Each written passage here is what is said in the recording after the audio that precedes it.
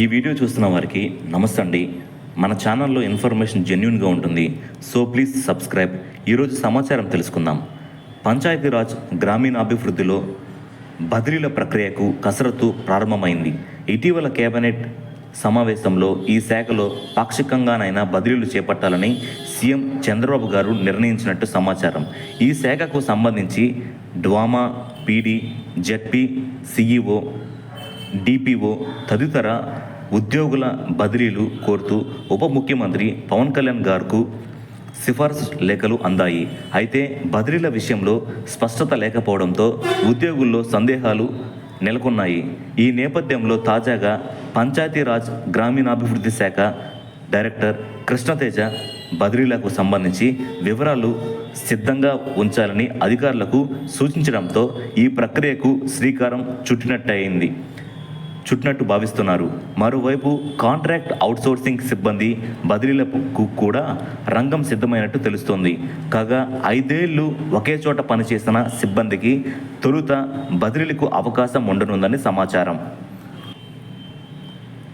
పంచాయతీరాజ్ గ్రామీణాభివృద్ధి శాఖకు ఐఏఎస్ అధికారి కృష్ణతేజ గారును డైరెక్టర్గా నియమించిన విషయం తెలిసిందే.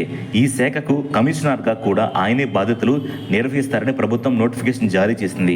కేరళ కేడర్లకు చెందిన కృష్ణతేజ డిప్యుటేషన్పై రాష్ట్రానికి వచ్చారు. అయితే ఆయన జూనియర్ అధికారి కావడంతో పంచాయతీరాజ్ గ్రామీణాభివృద్ధి శాఖకు డైరెక్టర్గా నియమించారు. ఇప్పుడు మరో సమాచారం తెలుసుకుందాం. రాష్ట్రంలో ప్రభుత్వం మారిన తర్వాత ఎక్కువగా రెవెన్యూ సమస్యలు వినిపిస్తున్నాయని, గత ప్రభుత్వంలో చాలా భూములు అన్యాక్రాంతమయ్యాయని రెవెన్యూ శాఖ మంత్రి అనగాని సత్యప్రసాద్ గారు అన్నారు. ఈ క్రమంలో ప్రజల భూముల సమస్యలను పరిష్కరించేందుకు ఈ నెల 16వ తేదీన రెవెన్యూ సదస్సులు ప్రారంభించి 45 రోజుల పాటు కొనసాగిస్తామన్నారు. ఎక్కడైనా ఎవరికైనా అన్యాయం జరిగితే ఈ సదస్సు ద్వారా అర్జీలు ఇవ్వొచ్చని సూచించారు. అక్కడున్న అధికారులు వాటిని తీసుకొని 45 రోజుల్లోపు సమస్యలను పరిష్కరిస్తారన్నారు. విద్యుత్ శాఖ మంత్రి గొట్టిపాటి రవికుమార్ గారితో కలిసి సోమవారం తిరుమల శ్రీవారిని దర్శించుకున్నారు. మంత్రి అనగాని సత్యప్రసాద్ గారు ఆలయం ముందు మీడియాతో మాట్లాడారు. సదస్సుల ఏర్పాటు చేస్తున్నప్పటికీ చాలామంది భయంతో ఫోన్లు చేసి తమకు జరిగిన అన్యాయాన్ని చెప్పుకుంటున్నారన్నారు. ఈ పరిస్థితుల్లో ప్రత్యేక కాల్ సెంటర్ను కూడా ఏర్పాటు చేశామన్నారు. తిరుపతిలో హదీరాంజీ మఠం భూములను బడా నాయకులు, మాజీ మంత్రులు ఆక్రమించారన్నారు. పూర్తి స్థాయిలో అధ్యయనం చేసి అర్హత ఉన్నవారికి భూములు చెందేలా చూస్తామని చెప్పారు. విద్యుత్ శాఖ మంత్రి గొట్టిపాటి రవికుమార్ గారు మాట్లాడుతూ రానున్న రోజుల్లో రైతులకు, ప్రజలకు, పరిశ్రమలకు 24 గంటల విద్యుత్ ఇచ్చే లక్ష్యంగా పనిచేస్తామన్నారు. విద్యుత్ ఛార్జీలు ఎలా తగ్గించాలనే అంశంపై కూడా దృష్టి పెడతామన్నారు. ఇప్పుడు మరో సమాచారం తెలుసుకుందాం. మిగులు ఉపాధ్యాయుల పని సర్దుబాటుపై ఉపాధ్యాయ సంఘాలు అభ్యంతరాలు వ్యక్తం చేయడంతో పాఠశాల విద్యాశాఖ షెడ్యూల్ను పొడిగించింది. మిగులు ఉపాధ్యాయుల జాబితాలో తప్పులను సవరించేందుకు అవకాశం కల్పించింది. సీనియారిటీ జాబితా ముసాయిదాపై ఏమైనా అభ్యంతరాలు ఉంటే ప్రధానోపాధ్యాయుడు డీడీఓలకు తెలియజేయాలని సూచించింది. ఈ మేరకు జిల్లా విద్యాధికారులు ఆర్జేడ్లకు పాఠశాల విద్యాశాఖ సమాచారం పంపింది. ఆన్లైన్లో తప్పులు ఉంటే సరిచేసుకునేందుకు అవకాశం కల్పించింది. ఈ కసరత్తు పూర్తి చేసేందుకు ఈ నెల 15 వరకు అవకాశం కల్పించింది. 16న మిగులు ఉపాధ్యాయుల సీనియారిటీ జాబితాను ప్రచురించి 17న మండల స్థాయిలో సర్దుబాటు చేయనున్నట్లు పేర్కొంది. కొంతమంది ఉపాధ్యాయుల జిల్లా పరిషత్తు నుంచి పురపాలక బడులకు మారారు. వీరు ఉద్యోగం చేరిన తేదీని సీనియారిటీగా నమోదు చేస్తుండగా, మరికొందరు పురపాలక యాజమాన్యానికి వచ్చిన తేదీని సీనియారిటీగా నమోదు చేశారు.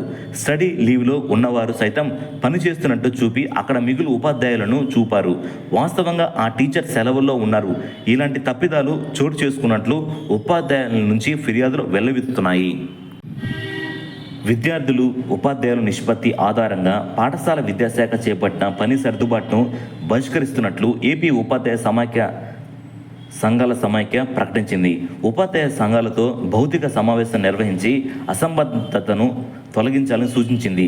విద్యాశాఖ ఏకపక్షంగా చేస్తున్న సర్దుబాటుతో ఉపాధ్యాయుల్లో ఆందోళన నెలకొందని, ఎన్నికల సమయంలో ప్రస్తుత మంత్రి నారా లోకేష్ ఉత్తర్యు 117 మరియు యాప్లు రద్దు చేస్తామని హామీ ఇచ్చారని పేర్కొంది. విజయవాడలో సోమవారం నిర్వహించిన విలేకరుల సమావేశంలో ఫ్యాప్టో చైర్మన్, ప్రధాన కార్యదర్శులు సాయి శ్రీనివాస్ గారు, చిరంజీవి గారు, డిప్యూటీ ప్రధాన కార్యదర్శి వెంకటేశ్వర్లు గారు, ఏపీటీఎఫ్ అధ్యక్షులు హృదయరాజు గారు మాట్లాడుతూ ఉపాధ్యాయుల పని సర్దుబాటుపై ఆన్లైన్లో నిర్వహించిన సమావేశంలో కొన్ని అభ్యంతరాలు తెలియజేశాం. వాటిని పరిష్కరించిన తర్వాతనే ఉత్తర్వులు అమలు చేయాలని కోరాం. దీనికి భిన్నంగా ఏకపక్షంగా పని సర్దుబాటు ప్రక్రియ జరపాలని విద్యాశాఖ ఆదేశాలు జారీ చేయడాన్ని ఖండిస్తున్నాం అని పేర్కొన్నారు. మన ఛానల్లో ఇన్ఫర్మేషన్ జెన్యూన్గా ఉంటుందండి. So please subscribe, like, share, comment. Thank you.